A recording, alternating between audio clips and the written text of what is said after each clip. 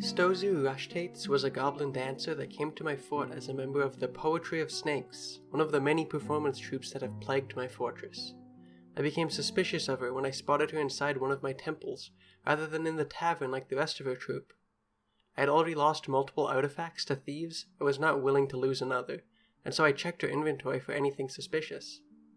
Instead of finding some strange artifact that insisted on using my last piece of adamantine, I stumbled onto an odd situation. Her inventory contained only 3 items: a book named Give Me the Goblin, and tears in both eyes. This obviously made me want to check out Give Me the Goblin. It seems like a real tearjerker of a novel if she had to fully leave the tavern to go cry in private about it. It turns out that Give Me the Goblin was actually a 37-page essay about Stozu's journey to joining the Poetry of Snakes, which seems a bit gratuitous, especially considering she was the one who wrote the dang book in the first place.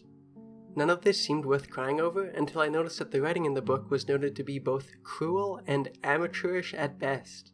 So it seems like Stozu wrote an excessively long essay about her journey to joining her performance troupe, but packed it full enough of cruel insults that she ended up driving herself to tears with the piece. If you can insult yourself well enough that you make yourself cry, it seems like maybe you should score a little bit higher in the prose department, but that may just be me.